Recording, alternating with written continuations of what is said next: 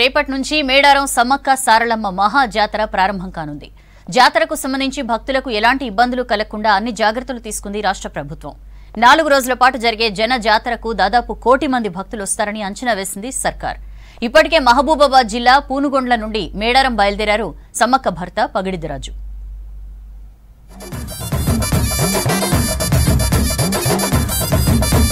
రేపటి నుంచి మేడారం మహాజాతర ప్రారంభం కానుంది.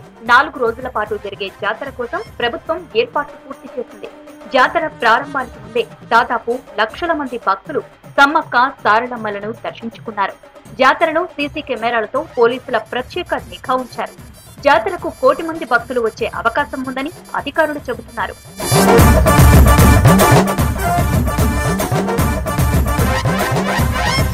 మహబూబాబాద్ జిల్లా గంగారం మండలం పూనుగొండ్ల నుంచి మేడారం బయలుదేరారు సమ్మక్క భర్త పగిడిద్దరాజు. పూనుగొండ్ల నుంచి పగిడిద్దరాజు పెనక వంశీయుల ఆధ్వర్యంలో ముస్తాబై గిరిజన సాంప్రదాయ పద్ధతిలో ఊరేగింపు నిర్వహించారు. రేపు ఉదయం గోవిందరాజు మేడారానికి బయలుదేరనున్నారు. కన్నెపల్లి నుంచి సారలమ్మ గద్దెపైకి రానున్నారు. 22వ తేదీన చిలకలగుట్ట నుంచి సమ్మక్కను గౌరవ వందనంతో తీసుకురానున్నారు.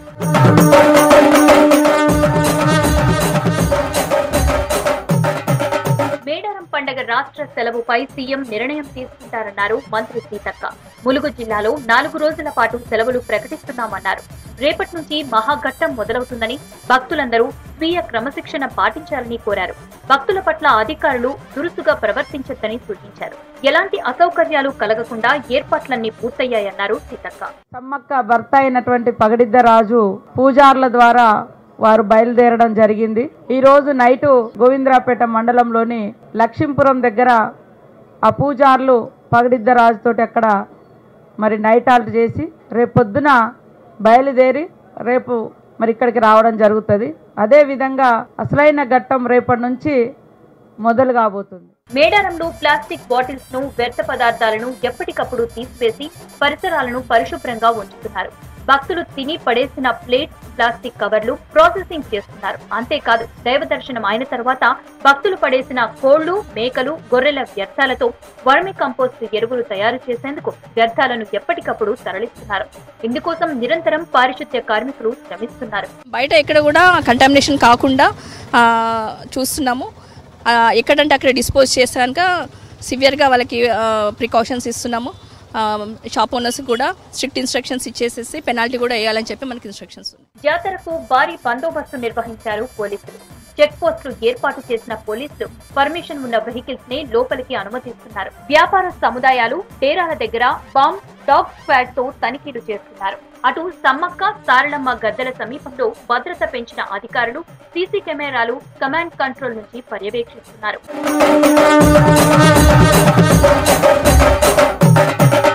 మేడారం జాతరకు వస్తున్న భక్తులకు ఆయుష్ వైద్యంపై అవగాహన కల్పిస్తుంది రాష్ట్ర ప్రభుత్వం.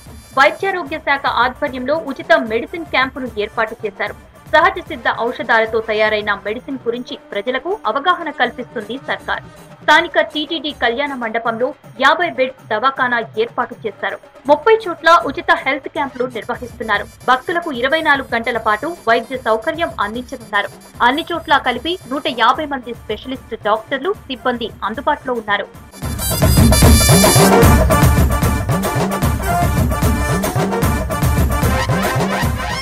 ఆర్డబ్ల్యూఎస్ ఆధ్వర్యంలో తాగునీటి వసతి కల్పించారు.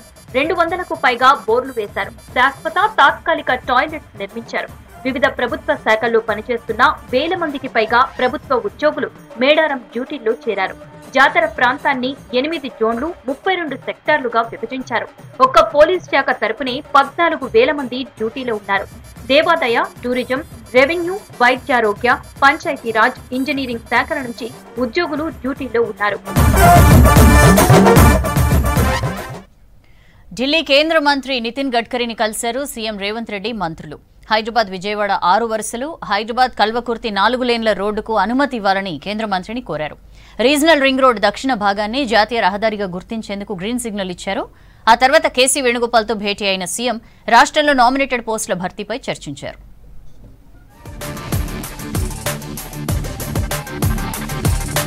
రీజనల్ రింగ్ రోడ్డు దక్షిణ భాగానికి గ్రీన్ సిగ్నల్ ఇచ్చింది కేంద్రం.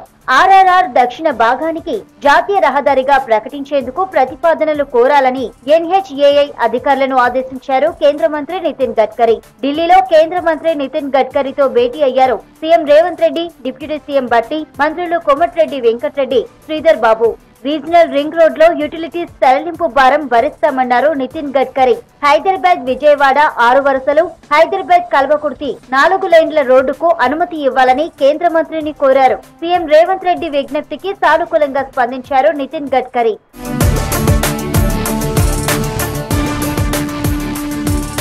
రేపు కొడంగల్ నియోజకవర్గంలో సీఎం రేవంత్ రెడ్డి పర్యటించనున్నారు. పర్యటనలో భాగంగా కోస్గి మున్సిపాలిటీ పరిధిలో పలు అభివృద్ధి కార్యక్రమాలకు శంకుస్థాపన చేయనున్నారు. తర్వాత బహిరంగ సభలో పాల్గొని ప్రసంగిస్తారు రేవంత్. వారం రోజులుగా డెంగ్యూ ఫీవర్ తో బాధపడుతూ ప్రజల మధ్యకు రాలేకపోతున్నట్లు చెప్పారు మంత్రి కొండా సురేఖ. రాష్ట్ర ప్రజలు తన పరిస్థితిని అర్థం చేసుకుంటారని ఆశిస్తున్నానన్నారు. మేడారం మహాజాతర రేపటి నుంచి ప్రారంభం కానుండటంతో నిన్న మంత్రులు సీతక్క, పొంగులేటి ఏర్పాట్లపై పరిశీలించారు. మంత్రి కొండా సురేఖ పాల్గొనాల్సి ఉండగా తీవ్ర జ్వరంతో హాజరు కాలేకపోయారు. గత వారం రోజులుగా నేను ప్రజల్లో కనపడకపోవడం, అసెంబ్లీకి రాకపోవడం, అందరూ కూడా ఎందుకు రావట్లేదని ఒక సందిగ్ధంలో ఉన్నారు. నాకు హెల్త్ బాగోలేదు, డెంగ్యూ ఫీవర్ వచ్చింది. అందువల్ల నీరసంగా ఉంది, బయటకు రాలేక ఇంట్లోనే రెస్ట్ తీసుకుంటూ ఉన్నాను. ప్రజలందరూ అర్థం చేసుకుంటారని ఆశిస్తున్నాను. సీఎం రేవంత్ రెడ్డి నాయకత్వంలో 6 గ్యారెంటీలు అమలు చేస్తున్నామన్నారు మంత్రి పొంగులేటి శ్రీనివాసరెడ్డి. తిరుమల శ్రీవారిని దర్శించుకున్న పొంగులేటి ప్రజలు ఇందిరమ్మ రాజ్యం తెచ్చుకున్నారని అన్నారు.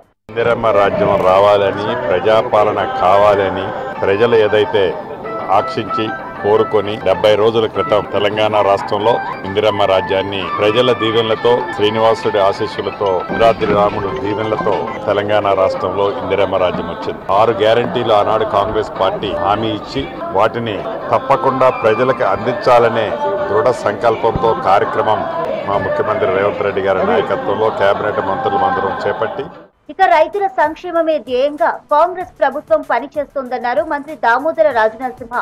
సంగారెడ్డి జిల్లా రాయకోడ్ మండలం కర్చల్లో ఎత్తిపోతల పథకం, లిఫ్ట్ పంప్ హౌస్ మోటార్లను ఆయన ప్రారంభించారు. తర్వాత పలు గ్రామాల్లో బీటీ రోడ్లు, సీసీ రోడ్ల నిర్మాణ పనులకు శంకుస్థాపన చేశారు మంత్రి దామోదర.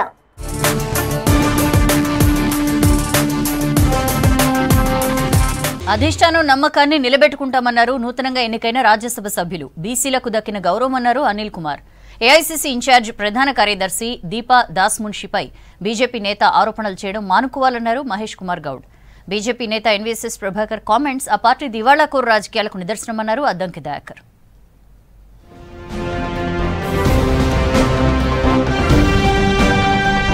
కాంగ్రెస్ రాజ్యసభ సభ్యులుగా రేణుకా చౌదరి, అనిల్ కుమార్ యాదవ్ ఏకగ్రీవంగా ఎన్నికయ్యారు. బీసీ బిడ్డను పెద్దల సభకు పంపిస్తున్న సోనియా గాంధీకి ధన్యవాదాలు తెలిపారు అనిల్ యాదవ్. ఇది బీసీలకు దక్కిన గౌరవమన్నారు. తన అనుచరులతో హైదరాబాద్ లో భారీ ర్యాలీ చేశారు. Adarsh Nagar new MLA quarters నుంచి గాంధీ భవన్ వరకు ర్యాలీ తీశారు. ర్యాలీలో అనిల్ తండ్రి అంజన్ కుమార్ యాదవ్ పాల్గొన్నారు. చిన్న వయసులో ఇంత పెద్ద హోదా ఇచ్చినందుకు రుణపడి ఉంటానన్నారు అనిల్ కుమార్ యాదవ్.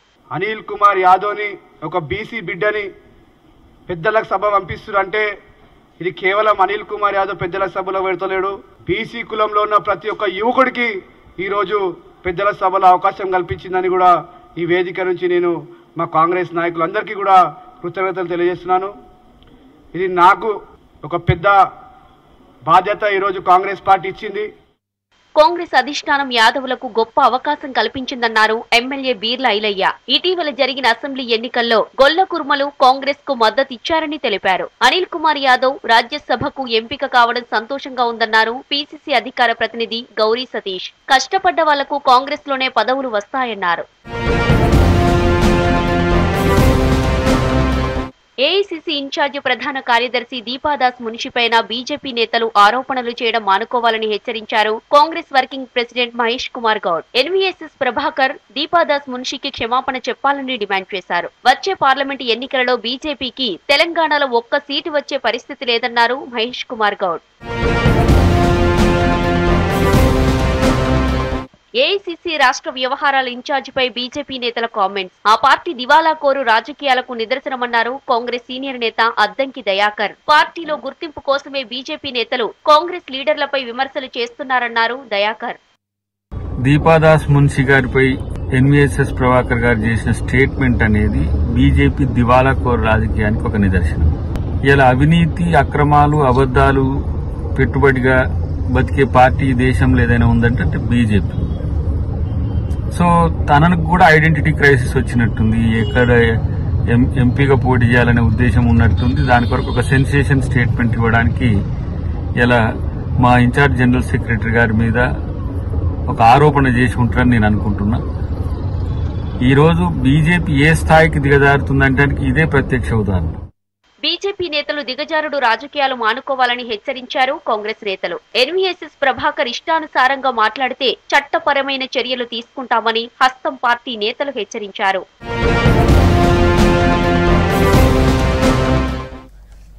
తెలంగాణలో బీజేపీ విజయ సంకల్ప యాత్రలు ప్రారంభమయ్యాయి. లోక్సభ ఎన్నికల్లో రాష్ట్రం నుంచి అత్యధిక స్థానాలు గెలిచేందుకు బీజేపీ సర్వశక్తులు ఒడ్డుతోంది. బీఆర్ఎస్తో పొత్తు లేదని సింగిల్గానే పోటీ చేస్తామంటున్నారు కమలనాథులు. దేశంలో మోదీ గ్యారంటీ మాత్రమే నడుస్తోందని అస్సాం బీజేపీ సీఎం విశ్వశర్మ చెప్పుకొచ్చారు.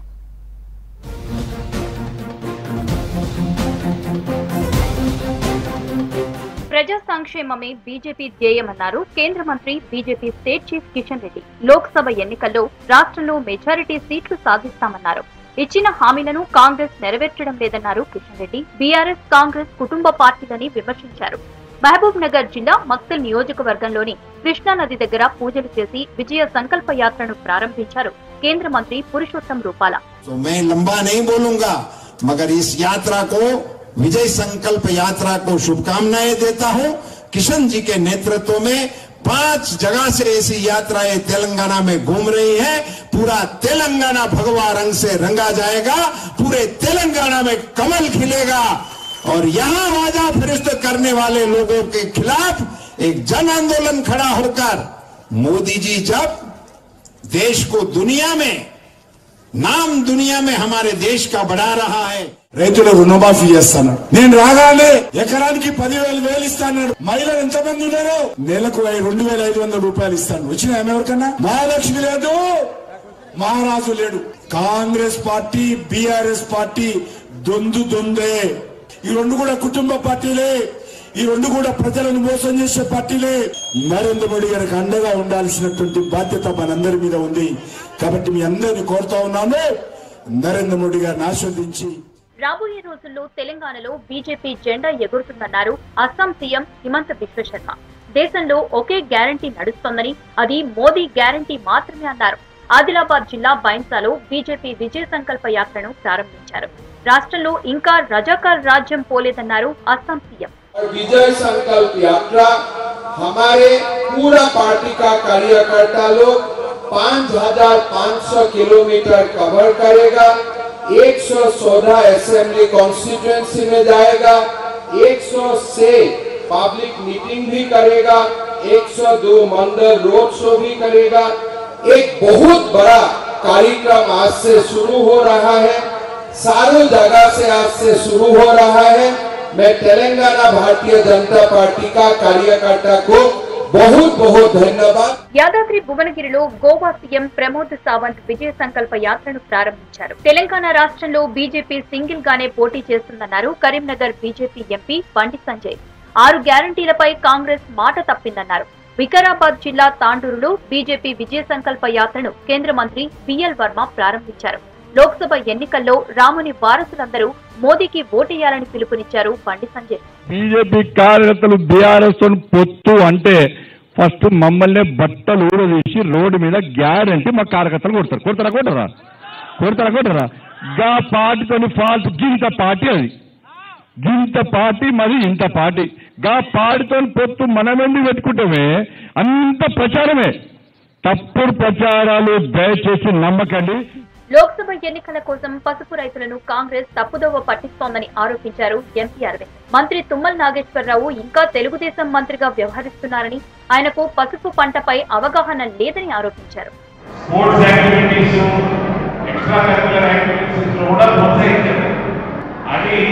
ప్రధానమంత్రి గారు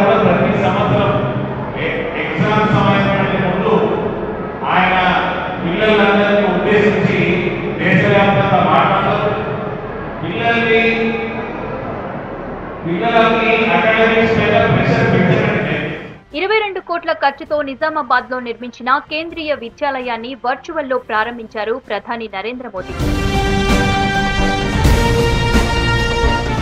ఐఐటి హైదరాబాద్ ప్రాజెక్టుని జాతికి అంకితం చేసిన ప్రధాని మోదీకి కృతజ్ఞతలు తెలిపారు గవర్నర్ తమిళసై సౌందరరాజన్.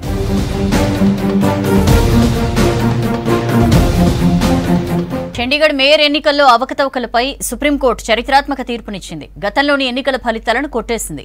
ఆప్ అభ్యర్థి కుల్దీప్ కుమార్ ను మేయర్ గా ప్రకటించింది. రిటర్నింగ్ అధికారి ఉద్దేశపూర్వకంగా ఎన్నికల ఫలితాలు తారుమారు చేశారని సుప్రీం ఫైర్ అయింది. చండీగఢ్ మేయర్ ఎన్నికలపై సుప్రీంకోర్టు సంచలన తీర్పు ఇచ్చింది. చండీగఢ్ మేయర్ ఎన్నికల్లో ఆప్ అభ్యర్థి కుల్దీప్ కుమార్ గెలిచినట్లు ప్రకటించింది. ఎన్నికల రిటర్నింగ్ అధికారి అనిల్ మసీహ్ ఉద్దేశపూర్వకంగా చట్ట విరుద్ధంగా ఎన్నికల ఫలితాలు తారుమారు చేశారని సీరియస్ అయింది. ప్రజాస్వామ్య సూత్రాలను పరిరక్షించడం న్యాయస్థానం విధి అని పేర్కొంది సుప్రీం ధర్మాసనం. రిటర్నింగ్ అధికారిగా వ్యవహరించిన అనిల్ మసీహ్ కోర్టు ధిక్కార చర్యను ఎదుర్కొంటారని తెలిపింది. ఈ మేరకు నోటీసు జారీ చేశామన్నారు సుప్రీంకోర్టు ప్రధాన న్యాయమూర్తి డివై చంద్రచూడ్. ఎన్నికలు ప్రజాస్వామ్య ప్రక్రియకు ఆటంకం కలగకుండా చూడటం కోర్టు బాధ్యత అన్నారు.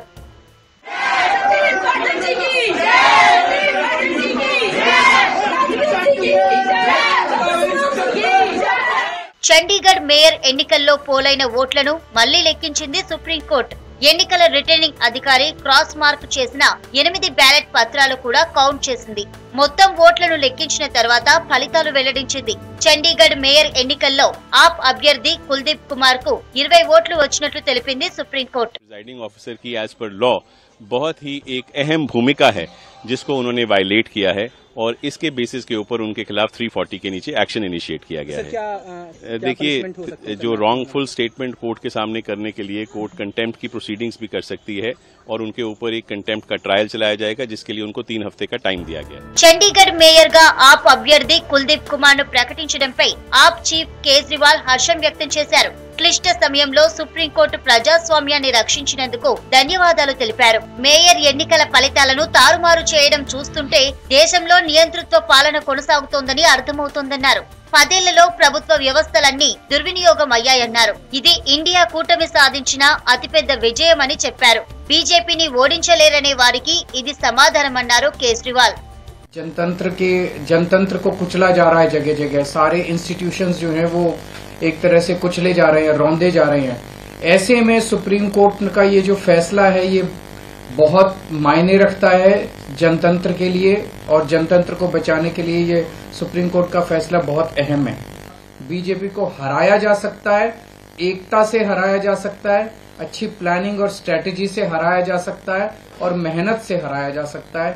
ये इस चुनाव के नतीजों ने साबित कर दिया। Institutions like the Election Commission, if the authority and credibility is undermined, it does not argue well for our democracy. And I'm surprised how the elections in Chandigarh were conducted and it took the Supreme Court to intervene and set the record straight. I think it should be an example for future functioning of the EC. జనవరి 30న నిర్వహించిన Chandigarh mayor ఎన్నికల్లో తగినంత సంఖ్యాబలం లేకపోయినా BJP mayor అభ్యర్థి మనోజ్ సోంకర్ అనూహ్య విజయం సాధించారు. మెజార్టీకి అవసరమైన కౌన్సిలర్ల బలం ఉన్నప్పటికీ ఆప్ కాంగ్రెస్ కూటమి అభ్యర్థి కుల్దీప్ కుమార్ ఓడిపోయారు. దీంతో ఎన్నికల్లో అవినీతి జరిగిందని ఆప్ కౌన్సిలర్ పంజాబ్ హర్యానా హైకోర్టును ఆశ్రయించారు. హైకోర్టు సరిగా స్పందించకపోవడంతో సుప్రీంకోర్టుకు వెళ్లారు.